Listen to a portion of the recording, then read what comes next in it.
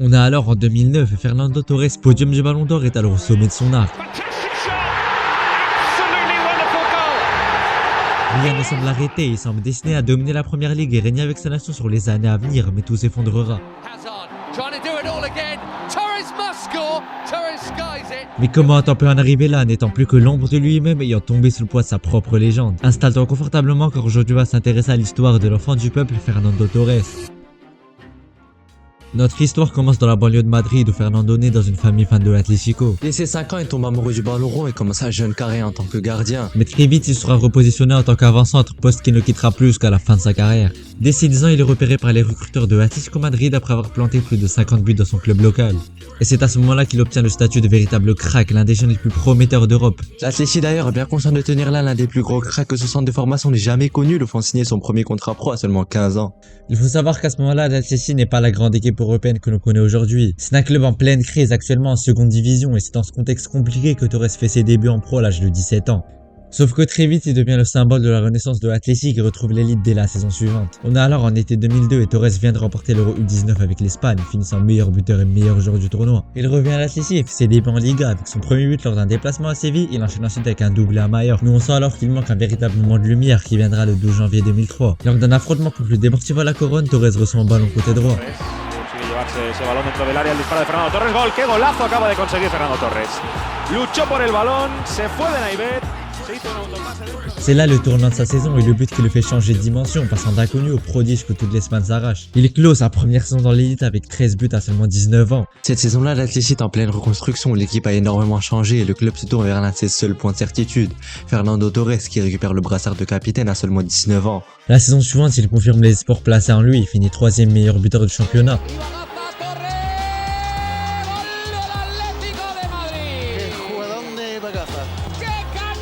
Il est déjà trop grand pour un Atlético dans le ventre mou du championnat et Chelsea notamment avait déjà formulé une offre pour le jeune attaquant, mais il choisit de rester fidèle à son club de cœur. À partir de 2004, Torres n'est plus un jeune prometteur, c'est un attaquant confirmé malgré son âge. Il enchaîne les saisons prolifiques, 16 buts en 2004-2005, puis encore 13 buts la saison suivante. Pourtant, l'Atlético stagne au milieu de tableau. Et il devient évident qu'il a le potentiel de faire beaucoup mieux et qu'il peut encore aller chercher bien plus, mais pour ça il faut changer de dimension et ça passe par un départ. Tous les cadres européens se positionnent sur lui, surtout des clubs anglais, mais il persiste. Quand bien même après la Coupe du Monde 2006 où Torres révélera un peu plus son talent.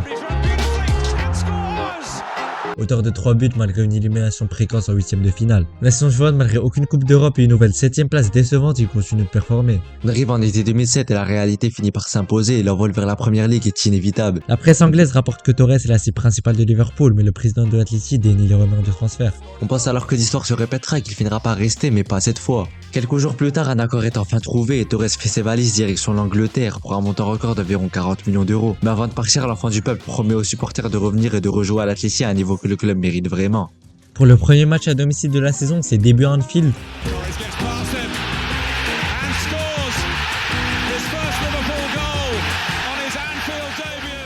Là voilà la première brique de sa légende à Liverpool. Puis un mois plus tard sur la pelouse de Reading, il inscrit un triplé. Il continue de monter en régime tout au long de la saison, joueur du mois en février après 2 triplés consécutifs, ce qui a dépassé la barre des 20 buts en championnat. Finissant la saison avec 33 réalisations, toutes compétitions confondues et devenant le joueur étranger à inscrire le plus de buts lors de sa première saison en première ligue. En été, il s'envole avec l'Espagne pour l'Euro 2008 et la sélection semble transformée, il se hisse en finale sans avoir perdu le moindre match. Puis vient le 28 juin 2008, l'occasion de remporter leur premier trophée depuis 1964, sauf que le match commence mal pour les Espagnols qui perdent le fil de la rencontre. Mais cela durera jusqu'à la 33e minute sur une profondeur de Xavi.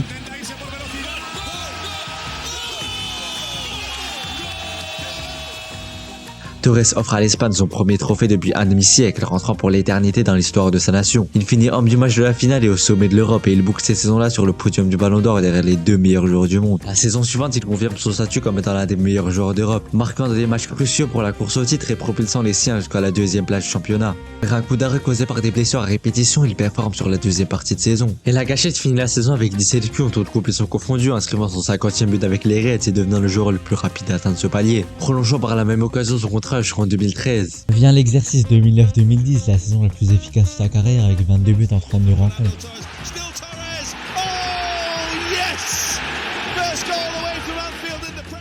On pense alors qu'il continuera de briller pendant de longues années, mais personne ne le savait encore, mais cette saison marquera le début du déclin de Fernando Torres. Les blessures qu'il traîne déjà depuis quelques saisons s'accumulent et en avril il est contraint de subir une opération du genou. Il semble déjà cuit à seulement 26 ans et pour ne rien arranger, le club autour de lui s'effondre peu à peu, perdant des joueurs clés comme Xabi Alonso et finissant une décevante 7ème place. C'est dans ce contexte particulier que Torres s'envole en Afrique du Sud pour disputer la Coupe du Monde, dans laquelle l'Espagne championne d'Europe figure parmi les favoris. Mais pour ce qui est Torres, le doute plane sur son état de forme. Il est titulaire à seulement 4 rencontres, perdant sa place au cours de la phase finale au profit d'un excellent David Villa, qui finira meilleur buteur du tournoi avec 5 réalisations. Puis le 11 juillet 2010, Torres et les siens remportent le sacre ultime. Mais avec aucun but dans le tournoi, avec un niveau bien en dessous de celui de ses saisons précédentes, ce mondial 2010 constitue le premier avertissement. À son retour du mondial, Torres reste l'un des attaquants les mieux valorisés d'Europe, et de nombreux clubs sont intéressés, mais lui choisit de rester dans un Liverpool qui continue de chuter. Et avec le départ de l'entraîneur Rafael Benitez à l'Inter, les Reds sont contraints de se reconstruire avec peu de moyens et sans idée claire. Et ils déçoivent. Torres, quant à lui, performe en inscrivant les débuts de la saison de la 3e journée, il enchaîne avec un doublé contre Chelsea à Anfield, et il marquera son dernier but pour Liverpool le 22 janvier 2011. Et 5 jours plus tard, après avoir entendu avoir reçu une offre de 40 millions formulée par Chelsea et refusée par Liverpool, Torres dépose une demande de transfert officielle le 27 janvier. D'abord refusée elle aussi, mais au dernier jour du mercato, Chelsea formule une nouvelle offre de 59 millions d'euros. Liverpool ne peut plus refuser et quelques heures avant la fin du mercato, tout tonnerre en première ligue, Torres traverse l'Angleterre et s'engage avec les rivaux londoniens. Les supporters sont trahis, les maillots de Torres brûlés, mais cela n'importe plus désormais car il est un joueur de Chelsea. Et comme un coup du sort, ses débuts se feront contre Liverpool et il passe complètement à côté de sa rencontre et il semble déjà perdu. Il sera à la 66e sous les sifflets du supporter adverse. Et dès lors commence la lente et douloureuse descente aux enfers, les semaines passent mais Torres ne marque pas. Son calvaire prendra fin 14 matchs plus tard avec enfin son premier but avec les Blues, mais qui sera son unique but de la saison. 6 mois seulement, il est passé d'attaquant étincelant faisant de l'œil à toute l'Europe à riser du championnat. Et la saison suivante, ça continue le 18 septembre contre Manchester United. Il réalise une performance honorable avec un but et une bonne influence sur le jeu, mais à la 83e,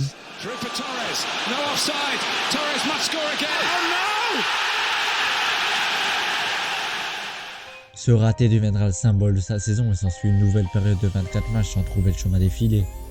Et El Niño n'a pas dit son dernier mot et en mars un nouveau coach est nommé à la tête de Chelsea, Roberto Di Matteo, et Torres change son style de jeu. Il libère des espaces pour Juan Mata et Didier Drogba et se transforme en excellent passeur, auteur de 15 passes cette saison-là. Mais surtout, il connaîtra un moment de lumière absolu qui le fera rentrer dans l'histoire de son club. En demi-finale, retour de Ligue des Champions, Chelsea réduit à 10 subit les assauts répétés du Barça. Torres entre en jeu à la 80e minute de jeu et les Blues sont à quelques minutes de craquer et de laisser passer leur place en finale. Jusqu'à ce que Torres récupère la balle au milieu de terrain.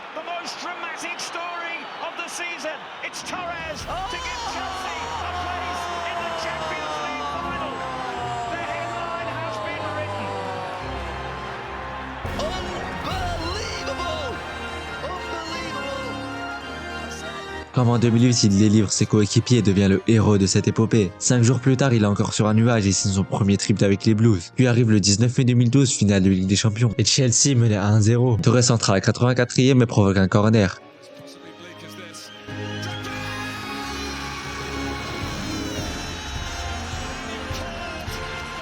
Les Blues reviennent entre les morts pour la deuxième fois et ils finiront par l'emporter au sur-au-but. Et Torres soulève la première Ligue des Champions de l'histoire du club. En été, il s'envole avec la sélection pour disputer l'Euro 2012 avec le rôle de super sub. Et il se montre impactant en inscrivant 3 pions dont un but et une passe en finale. Et il termine sous les d'or malgré seulement 189 minutes jouées et complète le doublé Euro Ligue des Champions malgré sa saison contrastée. La saison suivante, les démons ressurgissent avec la Super Coupe d'Espagne que Torres dispute contre son club formateur et club de cœur à l'Atlético Madrid. Et il sera fantomatique ce soir-là comme nombre de ses coéquipiers écrasés par un Atleti qui reprend enfin des couleurs.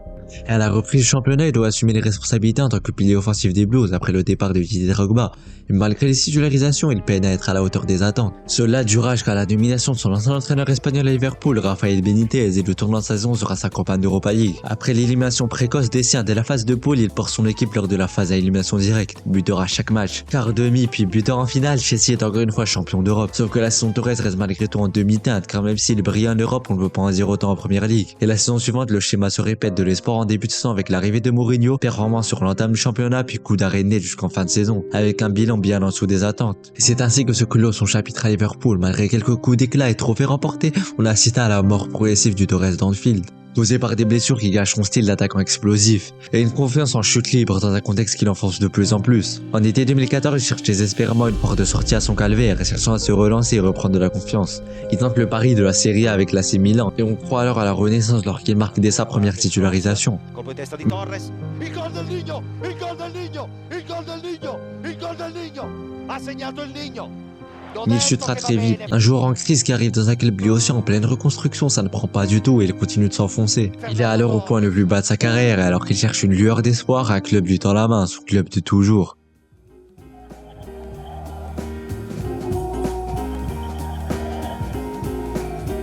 Et comme un symbole, El Niño, acclamé par le peuple, reprend instantanément des couleurs.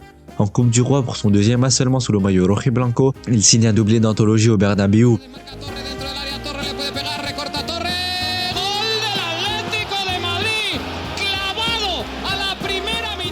Puis encore un but lors du tour suivant contre Barcelone. Et il commence la saison avec 4 contributions décisives pour ses 4 premiers matchs. Torres semble enfin épanoui tel qu'il n'a plus été depuis des années. Il passe la barre des 100 buts avec l'Atleti, inscrivant définitivement son nom dans l'histoire de son club de cœur. Et la saison suivante, il enchaîne avec un but crucial contre le Barça en quart de LDC. Puis vient le scénario cruel de la finale dans lequel il provoquera tout de même un penalty. Torres et les siens tombent aux portes du sacre européen, mais malgré tout, il signe là une saison honorable avec son meilleur bilan depuis 3 saisons. La saison suivante, avec un rôle de super sub, il continue de performer. Malgré un traumatisme crânien subi lors d'un déplacement à la Corogne, il revient avec la saison avec 4 buts lors de ses 5 dernières rencontres.